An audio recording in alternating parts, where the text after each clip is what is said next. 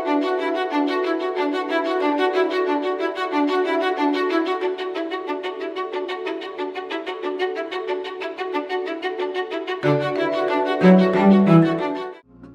Company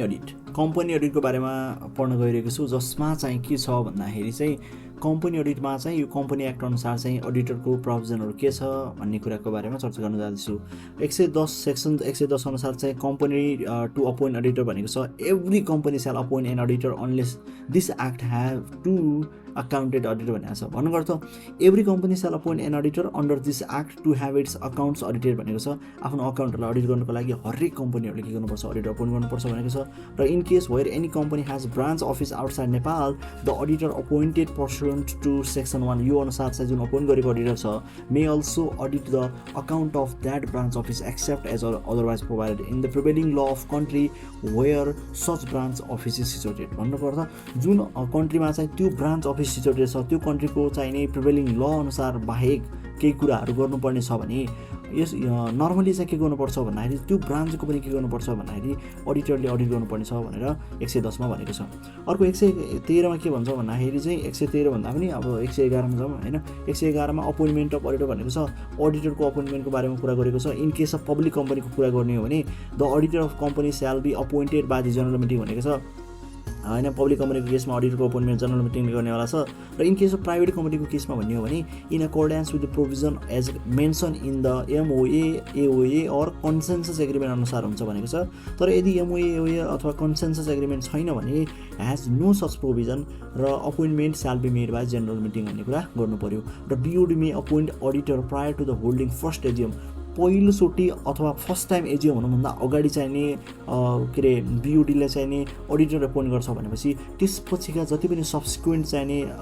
अडिटरहरूको appointment गरिन्छ त्यो सम्पूर्ण एजिएमले अथवा जेनरल मिटिङ अनुसार चाहिँ जेनरल मिटिङ अपोइन्ट हुने काम गरिन्छ भनेर बुझ्नु पर्यो। र the name of auditor should be provided to the OCR within 15 days of appointment भनेको छ। अपोइन्टमेन्ट भएको 15 दिनभित्र चाहिँ त्यसको नेमहरूलाई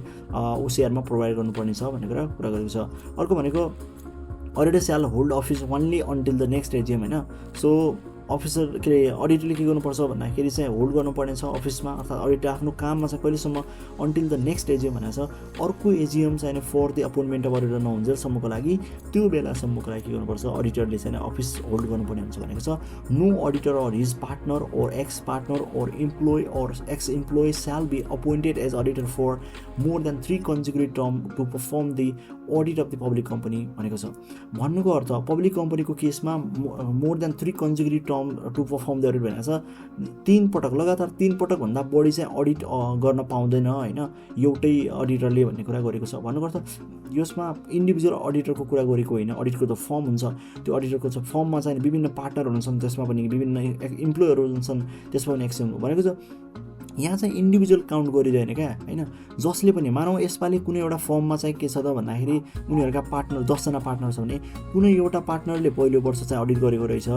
लिड गरेर अडिट गर्यो भने दोस्रो वर्ष चाहिँ अर्कोले गर्यो अनि तेस्रो वर्ष अर्कोले गर्यो भनेपछि ओभरअलमा चाहिँ हामीले लगातार एउटै कम्पनीको 3 चोटि अडिट गरिरहेका छौँ भनेपछि हामीले इन्डिभिजुअल हेर्ने हो भने त त्यो त अलग अलगै हुन्छ नि त। त्यही भएर हामीले चाहिँ टोटलमा एउटै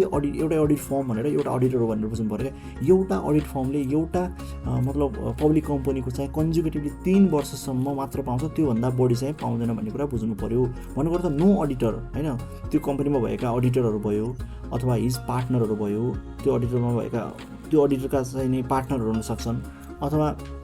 त्यसका एक्स पार्टनर हुन सक्छन् अथवा इम्प्लोइ हुन सक्छन्, एक्स इम्प्लोइ हुन सक्छन् त्यसमा काम गर्ने अपोइन्टेड एज अडिटर फर भनेको छ। कुनै एउटा पर्टिकुलर फर्मका यिनीहरू सबैले काउन्ट हुने भयो क्या। त्यसका partner ex partner employee ex इम्प्लोयहरू भयो र अडिटर भयो, त्यसका पार्टनरहरूसँग रिलेटेड कन्जिक्युटिभली 3 टर्मभन्दा बढी चाहिँ पर्फर्म गर्न पाउँदैन पब्लिक कम्पनीमा। तर यो restriction shall not apply to any partner who indeed partnership or any employee who left the service of such auditor 3 years before भनेको छ। भन्नुको अर्थ 3 वर्ष अगाडि नै के गरेको रहेछ त भन्दाखेरि त्यो अडिट फर्मबाट कुनै पार्टनरहरूले चाहिँ बिदाय लिएको रहेछ, छोडेको रहेछ, इन्ड गरेको रहेछ पार्टनरसिप भने, तर उनीहरूले चाहिँ पाउने काम गर्छ भन्छ हैन। अब मेन कुरा भनेको इफ होसियार इफ नट अपोइन्टेड एज अब भनेको छ। भन्नुको अर्थ हामीले चाहिँ जुन 111 अनुसार जो अपोइन्टमेन्ट अडिटर भनेको चाहिँ बिओडीले गर्यो, त्यसपछि एजिएमले गर्ने काम गर्यो। तर यसरी पनि हामीले गर्न सकेनौँ भने, यो अनुसार चाहिँ अपोइन्ट हुन सकेन भने बिओडीले के गर्छ त भन्दाखेरि चाहिँ बिओडीले अपोइन्ट गर्ने काम गर्छ। 113 मा जानु पर्यो। 113 मा के भन्छ भन्दाखेरि चाहिँ यो power of office to appoint auditor भनेको छ, जसमा चाहिँ सेक्सन 113 मा where the annual general meeting of the company fails to appoint an auditor for any reason, कुनै कारणले गर्दाखेरि अपोइन्ट गर्न सकेन हैन एजिएमले, and or when the annual general meeting itself cannot be held, हैन एजिएम नै हुन सकेन, अनि where the auditor appointed person to this act ceases to continue his office to any reason, कुनै कारणले गर्दाखेरि चाहिँ उसले के गर्यो त यो अफिस चाहिँ काम गर्न अफिस होल्ड गर्न सकेन अथवा टर्मिनेट भयो अटोमेटिकली आफै भने त्यो कन्डिसनमा चाहिँ के गर्नु पर्यो त भन्दाखेरि यो कन्डिसनमा अफिसरले चाहिँ के गर्छ, के अफिसर भन्दै चाहिँ अफिसले के गर्छ त अपोइन्ट गरिदिने काम गर्छ। त्यसको लागि के गर्नुपर्छ त भन्दा चाहिँ office may at the request of BOD of the company appoint another auditor भनेको छ। भन्नुको अर्थ मेन कुरा भन्नाले 3टा रिजन कारणले एजिएम हुन सकेन, अपोइन्ट एनी रिजन, हैन। अब अर्को भनेको एजिएम त भयो तर त्यसले फेल भयो to appoint the auditor for any reason भन्ने कुरा बुझ्नु पर्यो। र अडिटर चाहिँ कि त डिस्क्वालिफाइड भयो होला, कि त चाहिँ रिमुभ गरियो होला, कि त आफै चाहिँ भोलुन्टरीली टर्मिनेट गरेको पनि हुनसक्छ। त्यो कन्डिसनमा where the auditor person to this act ceases to continue his office for any reason भन्यो। यस्तो कन्डिसनमा के गर्छ त अफिसले चाहिँ नि उसको रिक्वेस्टमा बिओडीको रिक्वेस्टमा चाहिँ एनदर अडिटर चाहिँ अपोइन्ट गर्न सक्छ भनेको छ। र 114 मा के भन्यो भन्दाखेरि चाहिँ account and record to be furnish भनेको छ। फर्निस भन्दाखेरि प्रोभाइड गर्नुपर्ने भनेको छ, अकाउन्ट र रेकर्डहरूलाई प्रोभाइड गर्नुपर्ने भन्ने कुरा प्रोभिजन छ 114 मा। The books of accounts and record of the company shall on his or her demand, अडिटरको डिमान्ड अनुसार चाहिँ नि at any time during office hour be furnish to the auditor for the purpose audit भनेको छ। Audit गर्ने पर्पसको लागि कुनै पनि टाइममा अफ द अफिस आवर्समा कुनै पनि टाइममा कुनै पनि ड्युरेसनमा चाहिँ उसले मागेको खण्डमा चाहिँ दिनुपर्ने बुक्स अफ अकाउन्ट्स र डकुमेन्टहरू दिनुपर्ने भनेको छ, रेकर्ड दिनुपर्ने भनेको छ। And the concerned director or employee shall also forthwith give oral explanation on such matter as may be asked by him or herself within a reasonable time period of हुन्छ। भन्नुको अर्थ के त भन्दाखेरि चाहिँ नि उनीहरूबाट त्यहाँ चाहिँ कन्सर्न भनेको सम्बन्धित चाहिँ डिरेक्टर अथवा इम्प्लोयरहरूले पनि के गर्नुपर्छ, फोर्थविथ भनेको छ, इमिडिएटली एकदम क्विकली डिले नगरिकनै उनीहरूलाई ओरल एक्सप्लेनेसन दिनुपर्ने हुन्छ। यदि रिजनेबल टाइममा अडिटरले केही कुराहरू चाहिँ आस्क गरेको भए यो कन्डिसन गर्नुपर्ने भनेको छ। अर्को हामीले चाहिँ डिस्क्वालिफिकेसनको बारेमा पढाएको छौँ। डिस्क्वालिफिकेसन अफ अडिटर भनेर सेक्सन 112 मा छ। र यहाँ हामीले following person or firm or companies in which such person are partner shall not be qualified for appointment as auditor and despite appointment as an auditor shall not continue to hold office भनेको छ। भन्नुको अर्थ यी तलका व्यक्तिहरू अथवा यी तलका व्यक्तिहरू मिलेर त्यहाँ इन्भल्भ भएका फर्महरू अथवा कम्पनीहरूले अडिट गर्नु पर्यो भने तिनीहरूलाई के गर्नुपर्छ, सच पर्सनका पार्टनरहरूले पनि इन्भल्भ भएको कन्डिसनमा तिनीहरू चाहिँ त्यो कम्पनीको चाहिँ नि पर्टिकुलर कम्पनीको चाहिँ के हुन पाउँदैन त भन्दाखेरि चाहिँ नि अडिटर बन्न पाउँदैन भन्छ। यदि अडिटर डिस्पाइट अपोइन्टमेन्ट अडिटर बनेर अपोइन्टमेन्ट नै भएको भएपछि यस्ता कुराहरू देखियो भने auditor shall not continue the hold the office भन्ने कुरा भयो। र यसको लागि पहिलो केस के छ भन्दाखेरि चाहिँ यी को हो त पहिलो त्यो व्यक्ति भन्दाखेरि चाहिँ डिरेक्टर अफ द कम्पनीको director adviser appointed with entitlement to regular remuneration or cash benefit or person involved in a management of the company or employee or worker or a partner of any of them or employee of any of such partner or close relative of director or partners or employee of such relatives भनेको छ। भन्नुको अर्थ यसमा के भन्यो भन्दाखेरि चाहिँ simply के भन्यो भन्दाखेरि चाहिँ डिरेक्टर अफ द कम्पनीको डिरेक्टर अडिटर बन्न पाएन। जुन कम्पनीको अपोइन्ट गर्न चाहँदैछौँ त्यो कम्पनीको डिरेक्टर छ भने त्यो कम्पनीको डिरेक्टर चाहिँ अब के हुन पाएन त भन्दाखेरि चाहिँ नि यो अडिट बन्न पाएन। अनि adviser appointed with the entitlement to regular remuneration or cash benefit भनेको छ। त्यो एडभाइजर जसले चाहिँ नि रेगुलर चाहिँ नि नियमित बेनिफिट क्यास बेनिफिट पाउने तरिकाले अथवा तलब पाउने तरिकाले अपोइन्ट भएको एडभाइजरले पनि पाउँदैन हैन। अर्को भनेको चाहिँ नि person involve in management of the company भनेको छ। त्यो कम्पनीको म्यानेजमेन्टमा इन्भल्भ भएको जसले कन्ट्रोलिङ गर्ने काम गर्छ, डिसिजन मेकिङको काम गर्छ म्यानेजमेन्टमा बसेर, त्यो व्यक्ति पनि पाएन अडिटर बन्न। अर्को भनेको इम्प्लोय अथवा वर्कर हुनसक्छ। त्यो कम्पनीको कुनै पनि इम्प्लोय अथवा वर्कर पनि अडिटर बन्न पाएन अथवा partner of any of them भनेको छ। भन्नुपर्दा यी माथि जति पनि हामीले चर्चा गऱ्यौँ नि त यिनीहरूको सम्पूर्णको पार्टनर पनि बन्न पाएन, कुनैको पनि पार्टनर बन्न पाएन भनेको छ। र अरू employee of any of such partner भनेको छ। इभन पार्टनर त बन्न पाएन तर त्यसको पार्टनरको पनि इम्प्लोयले पनि त्यो कम्पनीको चाहिँ के हुन पाएन त भन्दाखेरि अडिटर बन्न पाएन हैन। अर्को भनेको चाहिँ नि और क्लोज रिलेटिभ्स अफ डिरेक्टर भनेको छ डिरेक्टिभका क्लोजका नातेदारहरूले पाएन अथवा पार्टनर्स भनेको छ भन्नुको अर्थ यो पार्टनर चाहिँ माथि कुरा गरेको पर्सनको पार्टनरको त्यसका क्लोज रिलेटिभको बारेमा कुरा गरेको छ भन्नुको अर्थ हामीले चाहिँ डिरेक्टरको चाहिँ नि क्लोज रिलेटिभको पनि मान्छेहरूले पनि पाएन एज वेल एज माथि गरेका जति पनि पर्सनका पार्टनरको कुरा गर्यो नि त उनीहरूको इन्डिभिजुअलको त कुरा गर्यो अनि अर्को कुरा भनेको तिनीहरूका पार्टनरहरूको क्लोज रिलेटिभ्सहरूले पनि पाउने भएन भनेर बुझ्नु पर्यो or employee of such relatives भनेको अर्थात् अर्को कुरा चाहिँ के भन्यो भन्दाखेरि चाहिँ यसमा close relatives of director or partners भनेको छ close relative of director or partners or employee of such relative भनेको छ ती रिलेटिभ्सहरूको पनि इम्प्लोइहरू पनि यसमा अडिटर बन्न पाएन भनेर बुझ्नु पर्यो र यहाँ कन्फ्युज हुन सक्ने भनेको के हो त भन्दा डिरेक्टरको क्लोज रिलेटिभ भन्दाखेरि त बुझि नै हाल्यो तर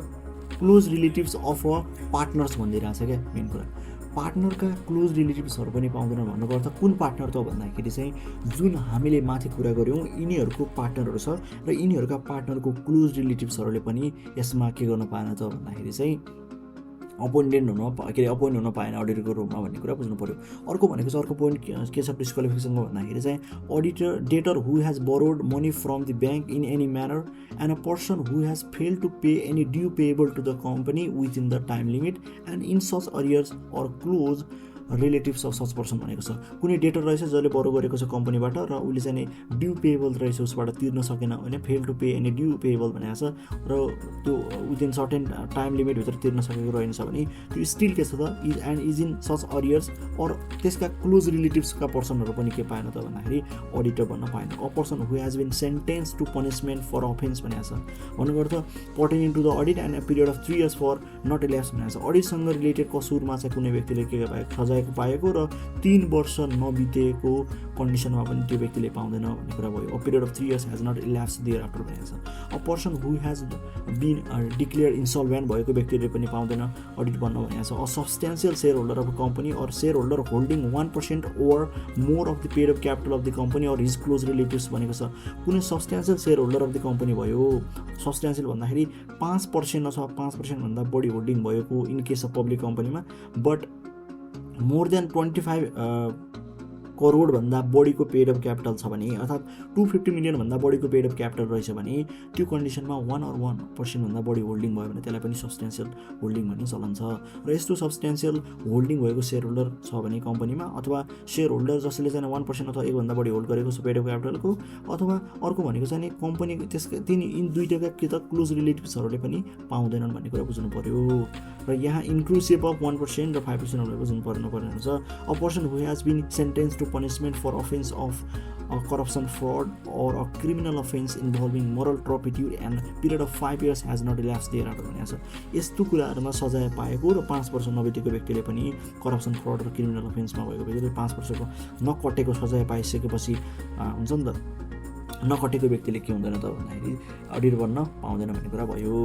अर्को भनेको छ हामीसँग a person refer to the subsection 3 of the section 111 भनेको छ भन्नुको अर्थ जो व्यक्ति चाहिँ नि कन्टिन्युअस 3 वर्षभन्दा बढी अडिट गर्न पाउँदैन नि त हो त्यस्ता अडिटरहरू पनि यसमा इन्क्लुड हुने भएनन् अर्को भनेको चाहिँ in case of public company any person who work whether full time or part time for भनेको छ भन्नुको अर्थ पब्लिक कम्पनीको केसमा मात्र लागू हुन्छ फेरि यी कुराहरूमा पार्ट टाइम अथवा फुल टाइम गर्छ तर यी तलका इन्टिटीहरूमा काम गर्दो रहेछ पार्ट टाइम फुल टाइम तर चाहिँ अडिट गर्न गयो प्राइभेटको भने चाहिँ त्यसमा त मिलि नै हाल्छ तर मेन कुरा भनेको यी तल अब चर्चा गर्ने कुराहरू छन् नि त यी इन्टिटीहरूमा चाहिँ उसले के गर्दो रहेछ भन्दाखेरि अडिट गर्दो रहेछ यिनीहरूकोमा पार्ट टाइम अथवा फुल टाइम काम गर्दो रहेछ र यिनीहरूमा पार्ट टाइम गरिसकेपछि अथवा फुल टाइम गरिसकेपछि पब्लिक कम्पनीमा चाहिँ अडिट गर्न पाउँदैन भन्छ भन्नुको अर्थ any governmental body or any body own fully or partly by the government of Nepal भनेको छ यस्ता अर्गनाइजेसनमा फुल्ली अर पार्टली के गर्दो रहेछ भन्दाखेरि काम गर्दो रहेछ त्यो व्यक्ति पनि एनी अदर कम्पनी भनेको छ भन्नुको अर्थ कुनै अरू कम्पनीमा पनि के भयो त भन्दाखेरि जुनसुकै कम्पनी होस् पब्लिक होस् प्राइभेट होस् जुनसुकै कम्पनीमा पार्ट टाइम अथवा फुल टाइम काम गर्दो रहेछ र अब त्यो अडिट गर्न पाउँदैन पब्लिक कम्पनीको अर्को भनेको अब पार्टनर तर यसमै के कुरा जोडिदियो भन्दाखेरि अरू कम्पनीको मानौ म चाहिँ पब्लिक कम्पनीमा पार्ट टाइम गर्छु अथवा प्राइभेट कम्पनीमा पार्ट टाइम गर्छु तर म कसमा पाउँछु त भन्दाखेरि सिधै मैले प्राइभेट कम्पनीको अडिट गर्न चाहिँ पाइहाल्छु नि त तर मेन रेस्ट्रिक्सन भनेको पब्लिक कम्पनीको हो तर प्राइभेट कम्पनीको त मैले मजाले पाउँछु मेन भनेको गभर्मेन्टमा कुनै पोस्टमा काम गर्छन् तर प्राइभेटमा चाहिँ पाइन्छ भन्ने कुरा भयो गभर्मेन्टमा काम गरे नै प्राइभेटको कम्पनीको कुरा भइ नै हाल्छ र मानव वाणिज्य ब्याङ्कमा मैले काम गरिरहेको छु भने र म ब्याङ्कमा काम गर्छु, म त पाएन, साथै मेरो पार्टनरले पनि पाउँदैन भन्ने कुरा गरेको छ। अर्थात् any other company or a partner of such person भनेको छ, or a person who is working as a employee for such partner भनेको छ। त्यो पार्टनरको पनि के भयो त इम्प्लोइ रहेछ भने working as a employee of the such partner or a person who is authorized to sign any document or report to be prepared by the management of the company भनेको छ।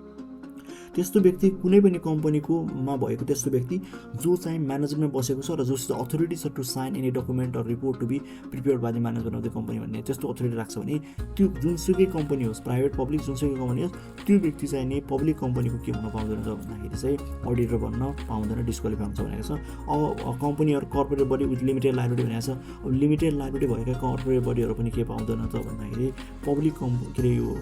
अडिटर बन्नको लागि disqualify हुन्छ भनेको छ। भन्नुपर्छ हाम्रो चाहिँ पार्टनरसिपमा कुनै अडिट फर्म छ भने त्यसले चाहिँ पाउने भएन भन्ने भयो। A person having interest in any transaction with the company or his close relatives or director officer or substantial share holder of another company having any interest in any transaction with the company भनेको छ। भन्नुपर्छ यस्तो person, यस्तो व्यक्ति जसले चाहिँ interest छ in any transaction with the कम्पनीसित अथवा उसको क्लोज रिलेटिभ्स अथवा डिरेक्टर छ होइन, or his close relatives or director officer or substantial shareholder of the another company सित के छ त भन्दाखेरि इन्ट्रेस्ट छ भने त्यस्तो कन्डिसन्सहरूमा के हुन्छ त भन्दाखेरि त्यसले पनि पाउने भएन भन्ने भयो। रिमुभल अफ अडिटरको कुरा गरेको छ। कति बेला रिमुभ गर्ने 119 को हो यो भनेको रिमुभल अडिटर भनेको जसमा auditor appointed person to this chapter shall not be remove pending the completion of the audit account भनेको छ। Audit of account of any financial year for which he or she was appointed as auditor भनेको छ। भन्नुपर्छ जुन इयरको audit गर्न appoint गरेको त्यो time नसकिन्दासम्मको लागि त्यसलाई चाहिँ हटाउन मिल्दैन भन्छ। This auditor appointed pursuant to this chapter or section shall not be removed pending the completion of audit of account for any financial year for which he was appointed as a auditor भनेको छ। notwithstanding anything contained in section 1 मा त्यसमा जेसुकै भने तापनि auditor may be removed through the same process whereby he or she was appointed as auditor in the following case भनेको छ। यस्तो केसहरूमा जुन प्रोसेसबाट जुन तरिकाबाट उसले अपोइन्ट गरेको छ त्यही तरिकाबाट रिमुभ गर्न सकिन्छ भने कस्तो केस त भन्दाखेरि if any auditor breaches the code of conduct of auditors भनेको छ। कोड अफ कन्डक्ट चाहिँ ब्रिच गर्यो, does any act against the interest of the company भन्यो, कम्पनीको इन्ट्रेस्ट अनुसार चाहिँ which was the appointed him as a auditor भनेको छ। भन्नुपर्छ does any act against the interest of the company भनेको छ। कम्पनीको इन्ट्रेस्टको अगेन्स्टमा गएर कुनै काम गर्छ, जुन कम्पनीले अपोइन्ट गरेको त्यो कम्पनीको इन्ट्रेस्टमा अगेन्स्टमा गएर काम गर्छ भने त्यसलाई पनि हटाइदिने काम गरिन्छ भन्छ यस्तो कन्डिसन्समा। र commits any act contrary to the prevailing law भनेको छ। अहिलेको चाहिँ सम्बन्धित यो अहिलेको तत्कालको ल अनुसार चाहिँ उसले के गर्यो त भन्दाखेरि चाहिँ नि यस्ता एक्टहरू गर्यो अथवा कमिट गर्यो कुनै विपरीत हुने जस्ता रुल्स एन्ड प्रोभिजनभन्दा विपरीत गरेर काम गर्यो भने त्यस्तो कन्डिसनमा यी तीनवटा कन्डिसनमा के गरिन्छ भन्दाखेरि उसलाई चाहिँ नि जुन प्रोसेसबाट चाहिँ अपोइन्ट गरेको त्यही प्रोसेसबाट हटाइन सक्छ भनेको छ, इरिस्पेक्टिभ अफ दि माथि जुन हामीले पहिलो सेक्सनमा सबसेक्सनमा पढाएको थियौँ। Such auditor may be removed by giving prior information to the ICANN and with the approval of regulatory authority भनेको छ। जस्तो ब्याङ्कको केसमा एनआरबी हुनसक्छ, इन्सुरेन्सको केसमा चाहिँ इन्सुरेन्स अथोरिटी हुनसक्छ। त्यस्तो कन्डिसनमा के हुन्छ भन्दाखेरि auditor may be removed giving prior information to the ICANN भनेको छ। ICANNलाई prior information दिएर approval of regulatory authority लिएर र if any authority for prevailing law for the regulation of business of company छैन भने त्यो कन्डिसनमा चाहिँ हामीले के गर्नुपर्छ, नो सच अथोरिटी भनेको छ भने त्यस्तो कन्डिसनमा अप्रुभल अफ ओसिआर लिनुपर्ने हुन्छ प्राइभेटको लागि चाहिँ अलिकता यो चाहिँ किनभने प्राइभेटमा त्यस्तो रेगुलेटरी अथोरिटी हुँदैन नि त। त्यो कन्डिसनमा चाहिँ के हुन्छ भन्दाखेरि प्राइभेटको कन्डिसन यो अप्लिकेबल भयो, ओसिआरको लिनु पऱ्यो यदि छैन भने, त्यो रेगुलेटरी अथोरिटी छैन भने। अर्को भनेको while removing an audit as such भने यसरी हटाउँदै गर्दाखेरि चाहिँ the auditor shall be provided with the reasonable opportunity to defend himself भनेको छ। आफ्नो चाहिँ रिजनेबल अपर्च्युनिटी टु डिफेन्ड चाहिँ हुनु पऱ्यो भन्ने कुरा गर्यो। र function of duties of auditor भनेको छ। अडिटका ड्युटीहरूको बारेमा तीनवटा कुरा गरौँ। जस्तो अडिटर्स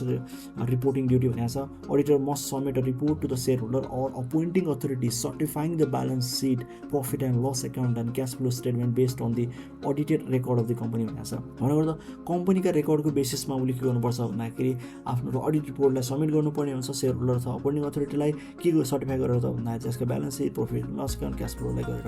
र बेसिस अफ अडिट रिपोर्ट भनेको छ। अडिट रिपोर्ट के को बेसिसमा बनाउनु पर्छ भन्दाखेरि auditor report should be prepared भनेको छ। Audit report should be prepared according to the prevailing law or prescribe audit standard अनुसार चाहिँ बनाउनु पर्छ भनेको छ हैन।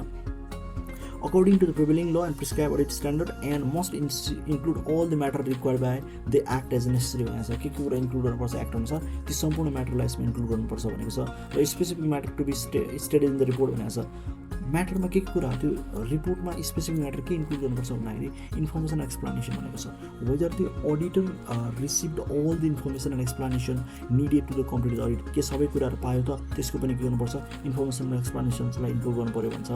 र प्रपर मेन्टेनेन्स अफ बुक्स भनेको छ योसँग related whether the company has properly maintain its book of account in a way that reflect the true and state of business अफेयरलाई देखाउने गरेर राखेको छ त भन्ने कुरा पनि इन्क्लुड गर्नुपर्छ भन्छ र compliance with the accounting standard भनेको छ भन्नुपर्दा whether the financial statement balance sheet PL cash flow comply with the prescribed accounting standard and agree with the books of अकाउन्ट्ससित एग्री छ त भन्ने कुरा यसमा इन्क्लुड गर्नु पऱ्यो ट्रु एन्ड फेयर भ्यू भनेको छ whether the auditor's opinion and the balance sheet shows the true financial position and PL and cash flow statement so the actual profit and loss account profit and loss cash flow of the entity भनेको छ भन्नुपर्दा whether the auditor's ओपिनियनमा in the अडिटरको ओपिनियनमा चाहिँ balance सिटमा देखाएका financial पोजिसनमा देखाएका कुराहरू ट्रु छन् कि छैनन् सोज द ट्रु फाइनेन्सियल पिएल अथवा एक्चुअल ब्यालेन्स देखाउँछ कि देखाउन क्यास फ्लोको भन्ने कुरा पनि देखाउनुपर्छ भनेको छ अर्को भनेको छ हामीसँग लिगल कम्प्लायन्स एन्ड मिसयुज भनेको छ whether any director representative or employee has violated the law misuse the company property or cause any loss or damage to the company त्यस्तो गरेको छ कि भनेर त्यसलाई पनि इन्क्लुड गर भन्छ अर्को अकाउन्टिङ फ्रड भनेको छ whether any accounting fraud has been committed within the company भनेको छ र suggestion any suggestion or recommendations the auditor wishes to include अडिटरले चाहन्छ कि यो कुरा चाहिँ इन्क्लुड गर्नु पऱ्यो भनेर चाहन्छ भने त्यो पनि अडिट रिपोर्टमा इन्क्लुड गर्न सक्छ भन्ने कुरा गरेको छ audit report to be bear auditor signature भनेको छ 116 के भन्यो भन्दाखेरि चाहिँ अडिट रिपोर्टमा चाहिँ अडिटको सिग्नेचर हुनै पर्यो भन्ने कुरा गरेको छ हुनुपर्छ भन्छ audit report to bear auditor signature भनेको छ an audit report prepare by the auditor appointed by authority in this act shall be signed and dated by auditor himself भनेको छ आफैले के गर्नुपर्छ भन्दाखेरि अडिटरले अपोइन्ट गरेर छ कुनै एक्ट अनुसार चाहिँ कुनै कम्पनीले भने अडिटरले साइन गर्नुपर्छ र डेट गर्नुपर्छ अडिटर आफैले हिमसेल्फ गर्छ भनेको छ र हाउएभर अथवा whether any company has appointed any accounting institution licence भनेको छ कुनै अकाउन्टिङ लेखा गर्ने कुनै एउटा इन्स्टिट्युसन रहेछ लाइसेन्स भएको इन्स्टिट्युसन रहेछ भने त्यसलाई चाहिँ अकाउन्टिङ गर्नको लागि अपोइन्ट गरेको रहेछ भने under the prevailing law to carry out the audit the member who has been authorize by a decision of the partner of such institution shall sign and date the audit report भनेको छ भन्नुपर्दा त्यस्तो institution रहेछ जो चाहिँ licence रहेछ audit गर्नको लागि भने त्यसलाई अपोइन्ट गरेको रहेछ भने त्यो इन्स्टिट्युसनमा भएका पार्टनरहरूको जुन डिसिजनको आधारमा कसले अडिट गर्ने भनेर डिसाइड गर्ला उनीहरूको डिसिजनको बेसिसमा के गर्नु पऱ्यो त ती पार्टनरहरूमध्ये कुनै पार्टनरहरूले कुनै एउटा पार्टनरले के गर्नु पऱ्यो त भन्दाखेरि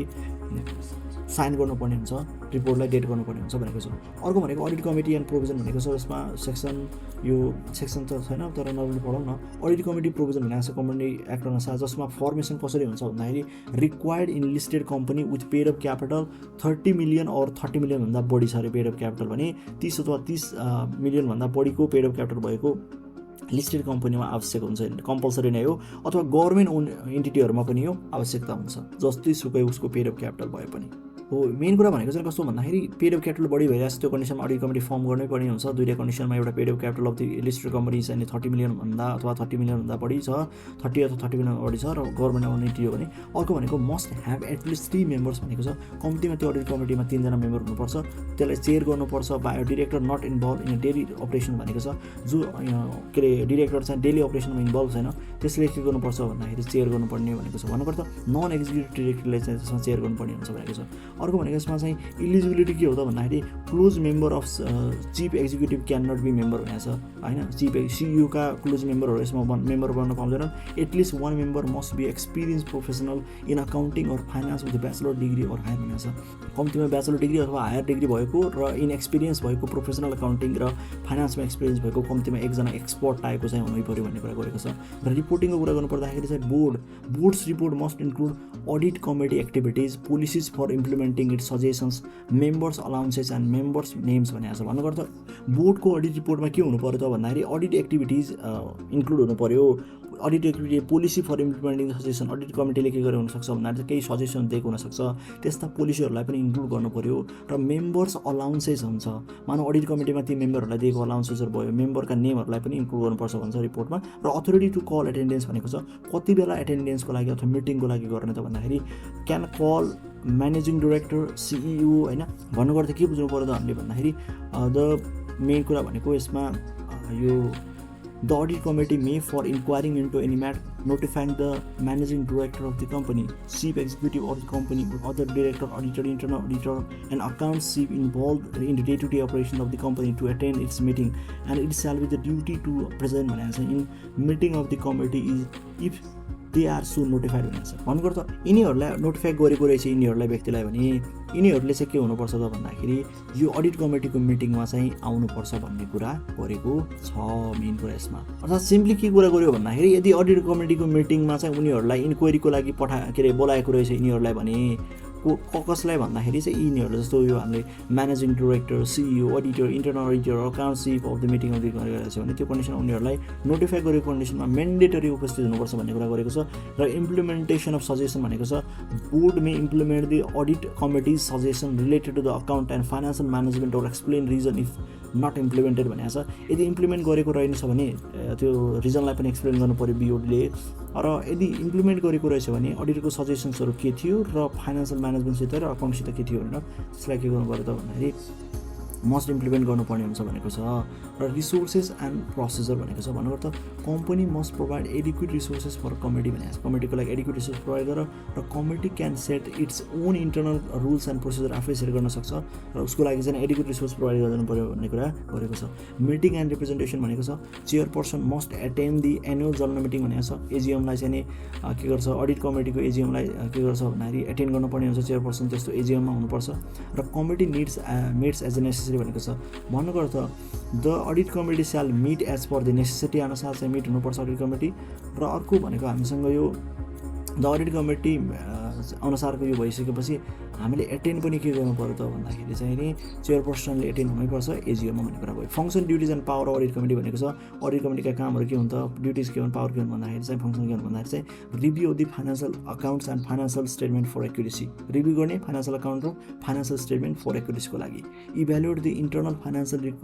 कन्ट्रोल्स एन्ड रिस्क म्यानेजमेन्ट सिस्टमलाई, इन्टरनल फाइनेन्सियल कन्ट्रोल र रिस्क म्यानेजमेन्ट सिस्टमलाई इभ्यालुएट गर्ने। सुपरभाइज गर्ने, रिभ्यू गर्ने द कम्पनीज इन्टरनल अडिट एक्टिभिटिजलाई सुपरभाइज रिभ्यू गर्ने। रिकमेन्ड अडिटर गर्ने their remuneration terms of appointment to be general meeting भनेको छ इन द जनरल मिटिङ भनेको छ। भन्नुको अर्थ अडिटरलाई रिकमेन्ड गर्ने, तिनीहरूको रेम्युनरेसन रिकमेन्ड गर्ने र terms of appointment to the general meeting भनेको छ कस्ता टर्म्सहरू होइन के शर्तहरू राख्ने त जेनरल मिटिङमा तिनीहरूलाई पनि रिकमेन्ड गर्ने काम गर्छ। र मोनिटर गर्छ, अर्थात् monitor auditor compliance with professional standard and ल भनेको छ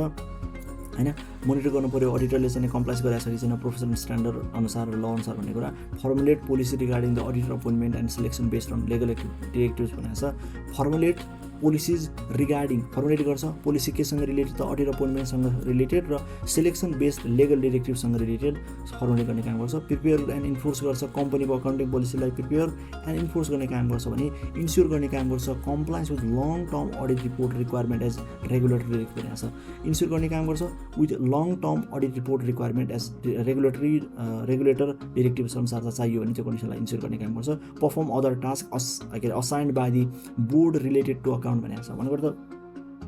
हामीले अरू काम पनि गर्नु पऱ्यो क्या त्यसले अडिट कमिटीले के गर्नुपर्छ भन्दाखेरि अरू काम पनि गर्नुपर्छ जो असाइन गरेको छ बिओडीले related to the accounts financial management and अडिटिङसँग रिलेटेड। अब कुरा रह्यो हामीले चाहिँ सबै अपोइन्टमेन्टको कुरा बुझ्यौँ यो बुझ्यौँ, तर रेम्युनरेसन अफ अडिटर भनेर सेक्सन 118 मा दिएको छ जसमा remuneration of auditor shall be as prescribe by the appointing authority and such remuneration shall be borne by the company भनेको छ। जसले चाहिँ अपोइन्ट गरेको हो र ती सम्पूर्ण रेम्युनरेसन्सहरू उसले नै क्रिएट गर्ने छ भन्दाखेरि चाहिँ प्रिस्क्राइब गर्ने छ र त्यसको चाहिँ रेम्युनरेसन चाहिँ बोर्न कसले गर्छ भन्दाखेरि कम्पनीले बोर्न गर्नुपर्ने भनेको छ। अब कुरा गरौँ बाफियाको बारेमा। बाफियामा हामीले चाहिँ सेम त्यस्तै कुरा पढ्नु त, तर bank and financial institutional act अन्तर्गत हामीले चाहिँ अडिट कमिटी भनेर सेक्सन 60 मा पढ्छौँ। अब मेन फोकस भनेको के हो त यहाँ भन्दाखेरि ब्याङ्कको फोकसमा, ब्याङ्क मेन फोकस हुन्छ यहाँ चाहिँ। उतापट्टि हाम्रो कम्पनी भनेर पढ्थ्यौँ हेर, तर यहाँ मेन फोकस भनेको ब्याङ्क भनेर पढ्नु पऱ्यो। अब ब्याङ्क बनिसकेपछि अडिट कमिटी कस्तो बन्ने, अब अडिट ब्याङ्कमा भएका त्यो अडिट कमिटीको काम के हो र अडिटिङ एन्ड अडिटर त्यसमा कसरी अपोइन्ट हुन्छ र त्यसको डिस्क्वालिफिकेसन कसरी हुने र त्यसका कामहरू के हुन्छ अडिटरका, र अडिटरका काममध्ये पनि हाम्रो मानौँ अब अडिटरले रिपोर्ट सबमिट गर्यो त्यसपछि के अरे एनआरबीले चाहिँ उसलाई के गर्छ त भन्दाखेरि फर्दर केही एडिसनल कुराहरू इन्क्लुड गर भन्छ भन्ने कुराको बारेमा कुरा गरौँ। मेन कुरा भनेको 60 सेक्सन 60 मा चाहिँ अडिट कमिटी भनेर दिएको छ। BOD shall form audit committee under the coordination non executive डिरेक्टरको जो चाहिँ पर्सनल हुन्छ डे टु डे अपरेसन्समा काम गरेको छ के अरे इन्भल्भ छैन, त्यस्तो डिरेक्टिभको चाहिँ कोअर्डिनेसन्समा चाहिँ BOD ले के गर्नुपर्छ भन्दाखेरि अडिटरलाई चाहिँ अडिट कमिटीलाई फर्म गर्नुपर्छ भन्छ।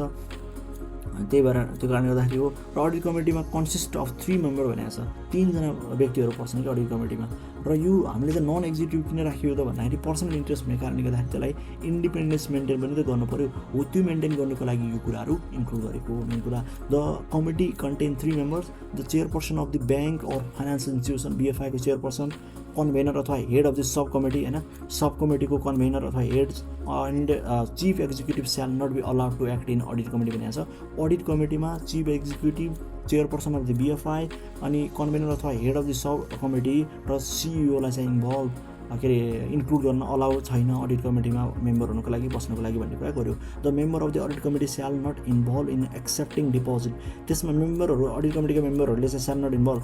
डिपोजिटहरू गर्ने ब्याङ्कमा र सप्लाइङ त्यसमा क्रेडिटहरू कसैलाई दिने, मेकिङ इन्भेस्टमेन्ट इन सेक्युरिटिज होइन कुनै सेक्युरिटीमा लगानी गर्ने, टेकिङ डिसिजन वा spending approval budget day to day transaction भनेको छ। भन्नुको त जुन बजेट अप्रुभ गर्ने कार्यहरूमा उनीहरूको डिसिजन्सहरू नलिने होइन, taking decision by spending approve budget day to day transaction भनेको छ, यस्तो काममा उनीहरूलाई इन्भल्भ हुनु हुँदैन भन्ने कुरा गरेको छ। अर्को भनेको चाहिँ नि द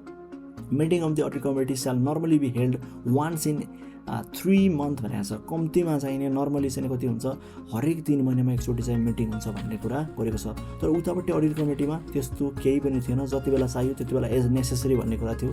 कम्पनी एक्ट अनुसार चाहिँ। तर यहाँ चाहिँ के छ, हामीले कम्तीमा 3 महिनामा एकचोटि चाहिँ बस्नै पर्यो र procedure of meeting of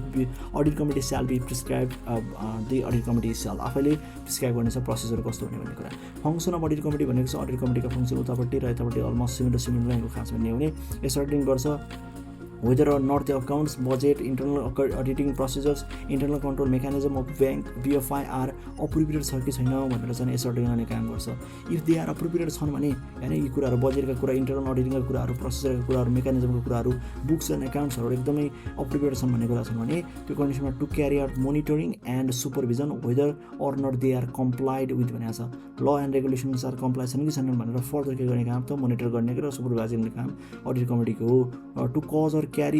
out the internal auditing of the accounts and books of record of the BFI and to ascertain what and whether or not such document are prepared in accordance with prevailing law and regulations and directive of BFI भन्नु गर्दा internal audit गराउने books and रेकर्डहरूको र BFIहरूको र to ascertain गर्ने जहाँ चाहिँ वेदर अर नट सच डकुमेन्टहरू प्रिपेयर छन् कि छैन according to prevailing law and regulations अनुसार डिरेक्टिभ अनुसार चाहिँ NRB को भन्ने कुरा एसर्टेन गर्ने काम गर्छ भन्छ। अर्को भनेको to conduct or to cause to conduct auditing of management and operations of managerial or performance of the BFI to be assured that the law enforce in the bank and financial institution are fully comply छ कि छैन होइन। म्यानेजमेन्टको operations र म्यानेजमेन्टले गर्ने operations auditing गर्दाखेरि conduct cause to conduct भनेको छ गर्न र गराउन सक्छ। Auditing of management and operational म्यानेजरको पर्फर्मेन्सको गर्न सक्छ, कम्प्लाई गरेको छ कि छैन भनेर इन्स्योर गर्नको लागि टु फोर्स अनुसार चाहिँ to carry out monitoring that whether or not होइन carry out whether or not actions are being taken according to the rules and regulations चाहिँ हाम्रो केही एक्सन्सहरू चालेको छ कि छैन, केही चाहिँ हुन्छ केही घटनाहरू भयो त्यसको चाहिँ रिकभरी अथवा त्यसलाई चाहिँ रिमेडी दिनको लागि केही एक्सनहरू चालेको छ कि छैन भनेर इनएक्ट अन्डर दिस विभिन्न ल अनुसार पोलिसी अनुसार चाहिँ बाइ ल अनुसार चाहिँ डिरेक्टिभ अनुसार चाहिँ नि सपोर्ट BODलाई पनि रिपोर्ट गर्ने काम यसको हो भन्छ। To recommend names of 3 directors 3 auditor of the appointment of the external auditor भनेको छ। कम्तीमा 3टा name of 3 auditor of the appointment of the external auditor appoint गर्दाखेरि 3 जनालाई रिकमेन्ड गर्ने पनि काम गर्छ भन्छ। Furnish opinion on the subject are required by the BOD भनेको छ। BOD को चाहिँ नि के ओपिनियन चाहियो भने त्यो कन्डिसनमा पनि subject required by the BOD त्यसमा फर्निस गर्ने काम पनि यसको भन्ने कुरा भयो। र अर्को कुरा हामी के गरौँ भन्दाखेरि अडिटिङ एन्ड अडिटरवाला कुराहरू छ जसमा सेक्सन 62 मा कुरा गरेको छ अडिटिङ एन्ड अडिटर भनेको छ। त्यसको लागि the BFI has made a compulsory provision भनेको छ।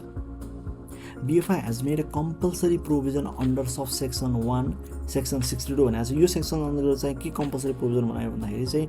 every BFI shall within 4 months from the date of completion of the fiscal year, हैन, आर्थिक वर्ष सकेको कम्तीमा 4 महिनाभित्र have to prepare the balance sheet, profit and loss account, cash flow statement, other financial statement in the format and accordance with the method prescribed by NRB. NRB को format र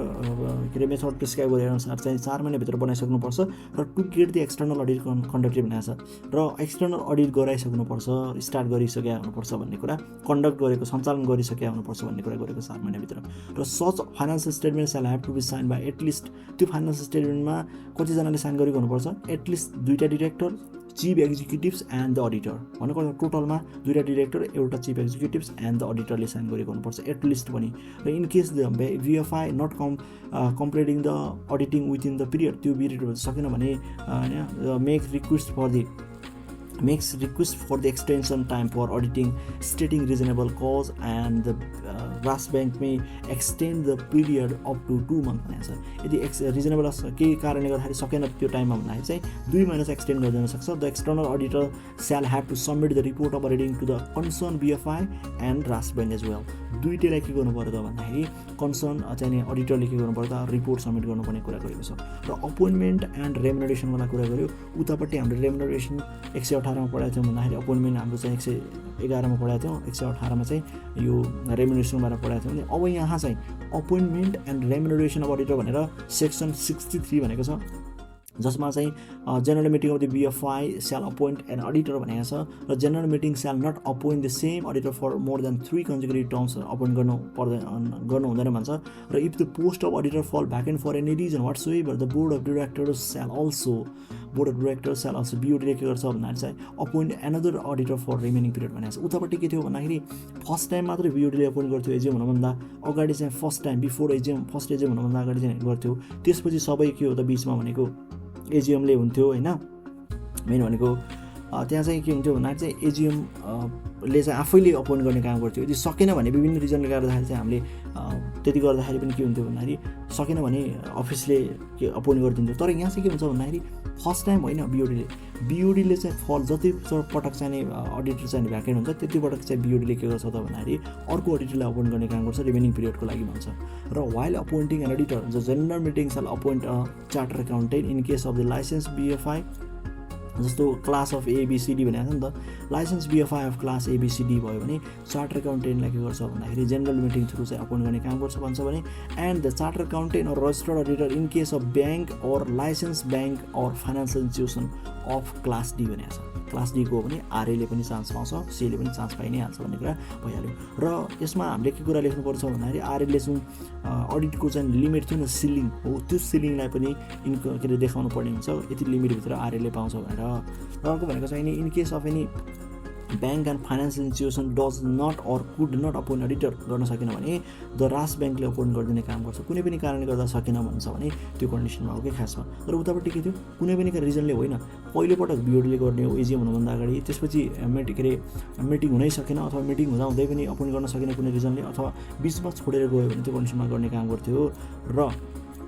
त्यो कन्डिसनमा कसरी हुन्थ्यो भन्दाखेरि उतापट्टि BOD-ले चाहिँ रिक्वेस्ट गर्नुपर्ने हुन्थ्यो रिजनेबल कज सहितलाई चाहिँ नि भने उसले अपोइन्ट गरिदिने काम गर्थ्यो भन्ने कुरा भयो। र the remuneration of the auditor of the BFI shall be as determined by RAS bank in case of auditor has appointed by the RAS bank as determined by general meeting in case general meeting appointed and the determined by the BOD in case the BOD has appointed the auditor भनेको छ। जसले appoint गरेको हो त्यसले नै determine गर्नुपर्ने हुन्छ भन्ने कुरा, स्याल बी एज डिटरमाइन्ड भन्ने कुरा भयो। उतापट्टि के हुन्थ्यो, जुन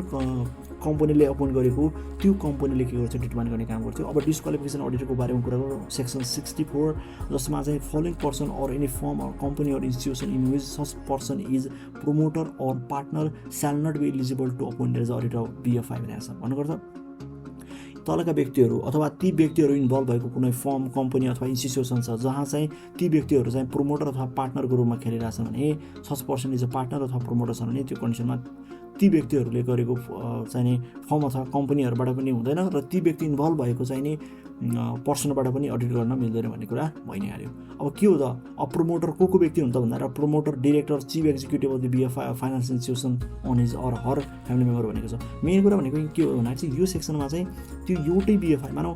ब्याङ्क ए छ भने त्यो ब्याङ्क एकै कुरा भइरहेछ, बाहिरको कुरा भइरहेछ भन्नुको अर्थ ब्याङ्क ए को प्रमोटर, ब्याङ्क ए को director, chief executive of the bank ए अनि financial institution of her close family member, यिनीहरूका चाहिँ क्लोज फ्यामिली मेम्बर ब्याङ्क एकै भएका यी व्यक्तिहरूको क्लोज फ्यामिली मेम्बरको कुरा भइरहेछ भने बाहिरको कुरा त गरेको छैन। यसमा सिम्पली त्यही ब्याङ्कभित्रका यी प्रमोटर, डिरेक्टर, चिफ एक्जिक्युटिभ तिनीहरूका क्लोज फ्यामिली मेम्बर पाएन। अरू ती ब्याङ्कभित्र भएका अफिसियल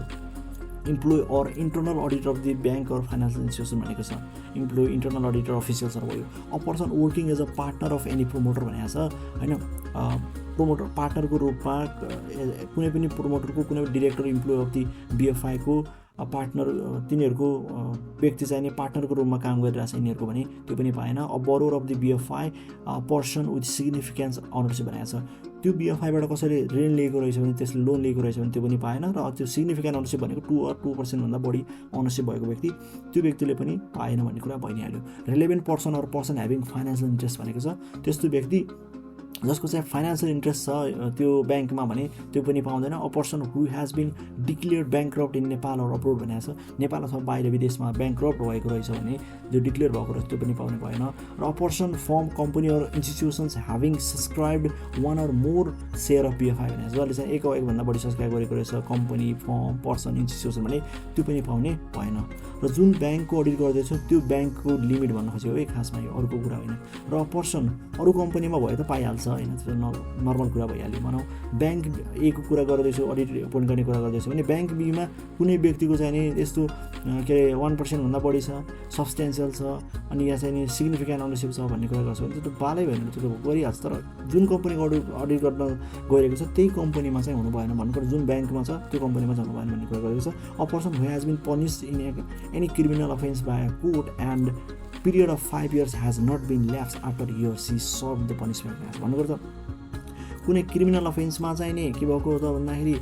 दोषी करार भएको रहेछ र 5 वर्ष चाहिँ बितेको छैन भने त्यो कन्डिसनमा चाहिँ पनिसमेन्ट सर्भ गरेको 5 महिना बितेको छैन भने त्यो पनि पाउँदैन भन्ने कुरा। A person disqualified to become a auditor according to prevailing law भनेको छ। यो ल अनुसार चाहिँ जो व्यक्ति चाहिँ नि अडिटर बन्न पाउँदैन त्यो व्यक्ति पनि बिएफआईको अडिटर बन्न पाउँदैन भन्ने कुरा गरेको छ। If any person appointed as auditor of the BFI is found to be disqualified his or her appointment shall be deemed to happen if so fact भन्ने भनेको छ। भन्नुपर्दा यदि कोही चाहिँ नि अडिटर चाहिँ नि फाइनेन्स बिएफआईमा चाहिँ नि अपोइन्टमेन्ट भइसकेको रहेछ र पछि डिस्क्वालिफाई भयो, फाउन्ड डिस्क्वालिफाइड भन्छ भने deem to have an ipso facto invalid भएको मानिनेछ भन्ने कुरा गरेको छ। फङ्सन अफ अडिटर भनेको छ अडिटका कामहरू के हुन्छ भन्दाखेरि 66मा सेक्सनमा भनेको छ to conduct auditing of accounts and financial statement, to prepare audit report by including audit accounts, balance sheet and profit and loss account and to produce it before the BOD of the BFI भनेको छ। भन्नुपर्छ बिओडीलाई चाहिँ के गर्नुपर्छ, provide गर्ने कामहरू, prepare गर्ने काम गरेर अडिट रिपोर्ट बाई इन्क्लुडिङ यी कुराहरू इन्क्लुड गरेर बिएफआईहरू भयो सबै कुरा गरेर के गर्ने काम गरेर अडिट रिपोर्ट बनाउने काम पनि के कसको होला भन्दाखेरि चाहिँ अडिटको हो। If it is found that there are irregularities of committed भएको रहेछ in the activities of BFI of the or work are not being carried out appropriate manner and such manner will cause harm or loss to the BFI to inform the same to the BOD लाई हैन। BOD लाई पनि inform गर्ने उसको right हुन सक्छ, अधिकार हो भन्ने, के अधिकार भन्दा पनि कर्तव्य हो, फङ्सन, ड्युटिज एन्ड पावर भन्ने कुरा बुझ्नु पर्यो। इरेगुलारिटिज कमिट भएको रहेछ र एज वेल एज के भएको रहेछ भन्दाखेरि त्यो केही कामहरू अप्रोप्रिएट म्यानरमा नभएको रहेछ र त्यसले चाहिँ के हुनसक्छ भन्दाखेरि कज हुन सक्ने देखियो भने त्यो कन्डिसनमा बिओडीलाई चाहिँ के गर्न कम्युनिकेट गर्ने काम भयो, उसको इन्फर्म गर्ने काम। टु इन्फर्म द राष्ट्र ब्याङ्कलाई कति बेला माथिको कुरा त बिओडीलाई इन्फर्म भयो, तर राष्ट्र ब्याङ्कलाई पनि इन्फर्म गर्नुपर्ने हुनसक्छ। ब्याङ्कको केसमा अडिटरले उसको चाहिँ फङ्सन के हो, ड्युटी के हो भन्दाखेरि inform the Rastra bank if any of the following situations like to emerge भनेको छ। यस्तो कन्डिसन देखियो होइन भने जस्तो भायोलेसन अफ टर्म भनेको छ अनि condition is prescribe by NRB during the issuance of the licence or act or license or this act or rules, bylaws and directive frame under this act भनेको छ। Violation of terms and कन्डिसन्सहरू prescribe गरेका terms and condition of violation भएको देख्छ भने त्यो condition difference छ भन्दा चाहिँ एनआरबीलाई इन्फर्म गर्छ। अर्को भनेको to cause adverse effect on the regular activities of BFI होइन, त्यस्ता एक्टिभिटिज देखियो जो चाहिँ नि एडभर्स इफेक्ट लिन सक्छ रेगुलर एक्टिभिटीलाई भने त्यसलाई पनि के गर्छ त भन्दाखेरि एनआरबीलाई कम्युनिकेट गर्छ। To provide the auditor to submit the report or asking for prepare the false audit रिपोर्टको लागि चाहिँ मागिरहेका छन् तिनीहरू, अथवा अडिट रिपोर्टलाई प्रोभिड गर्दैछन् रिपोर्ट सब्मिट गर्दाखेरि भने त्यसलाई पनि के गर्छ, एनआरबीलाई सिधै के गर्छ, कम्युनिकेट गर्दैन सक्छ भन्ने कुरा गरेको छ। To inspect all the document concerning accounts including ledger, books, account voucher, good at any time and auditor may seek answer or explanation for director officials भन्ने कुरा गरेको छ। यो त भइ नै हाल्यो। र matter to be included in audit report भनेको छ अडिट रिपोर्टमा के कुरा इन्क्लुड गर्नुपर्छ भन्दाखेरि whether are not replies to the queries as per the demand or provide भनेको छ होइन। Whether or not replies to the queries, demand गरेको क्वेरिजहरू चाहिँ प्रोभाइड गरेको गएर न were provided. Whether or not the balance sheet होइन, अफ ब्यालेन्स सिट ट्रान्जेक्सन भयो, पिएल भयो, क्यास फ्लो भयो र other financial statement as well as the has been prepared in such format in accordance with the procedure as prescribe by NRB and whether are not they actually match to the accounts and records, books, ledgers are maintain by the. अर्थात् के बुझ्नु पऱ्यो भन्दा यी कुराहरू of balance sheet र balance सिटका आइटमहरू, क्यास फ्लो गरेको कुराहरू चाहिँ नि फर्मेट र उयो गरेको प्रोसिजर अनुसार चाहिँ नि बनाएको छ कि छैन, प्रिपेयर छ कि छैन, र तिनीहरू एक्चुअली म्याच गर्छन् कि गर्दैनन् अकाउन्ट र रेकर्डसित, लेजरसित भन्ने कुरा पनि उसले चाहिँ अडिट रिपोर्टमा इन्क्लुड गर्नु पऱ्यो। र whether not the accounts, record, books and ledger have been carried maintain accurately in accordance with prevailing law अनुसार मेन्टेन गरेको छैन अकाउन्टहरू, रेकर्डहरू, बुक्सहरूलाई त्यो अनुसार चाहिँ एप्रोप्रिएटली रेकर्ड के अरे मेन्टेन गरेको छ कि छैन एक्युरेटली भन्ने कुरा इन्क्लुड गर। Whether are not any official of the BFI has committed any act of the prevailing law or committed any irregularities or caused any loss or damage to the BFI भन्ने कुरा गर्नुपर्छ। यसलाई पनि लेख्नु पऱ्यो, कुनै कमिट गरेको छ कि छैन यो ल अनुसार, प्रिभेलिङ ल अनुसार चाहिँ विपरीत गएर कुनै कुराहरू। र अर्को भनेको चाहिँ नि इरेगुलारिटिज कमिज भएको छ, त्यसले गर्दाखेरि चाहिँ लस अर ड्यामेज भएको छ कि छैन भने त्यसलाई पनि इन्क्लुड गर्नु पऱ्यो भन्ने कुरा गरेको छ। र weather or not credit have been written off as per the credit right of by law and directive NRB छ। एनआरबी को डिरेक्टिभ अनुसार चाहिँ ती कुराहरूलाई क्रेडिट आइटमहरूलाई के गरेको छैन त भन्दाखेरि चाहिँ गरेको छ कि छैन, राइट अफ गरेको छ कि छैन उसको डिरेक्टिभ अनुसार, उसको रुल्स एन्ड रेगुलेसन्स अनुसार चाहिँ, बाइ ल अनुसार चाहिँ भन्ने कुरा पनि उसले के गर्नु पर्यो त इन्क्लुड गर्नु पऱ्यो भन्छ अडिट रिपोर्टमा। Whether or not the transaction of BFI have been carried out in a satisfactory manner is prescribe by NRB भनेको एनआरबीको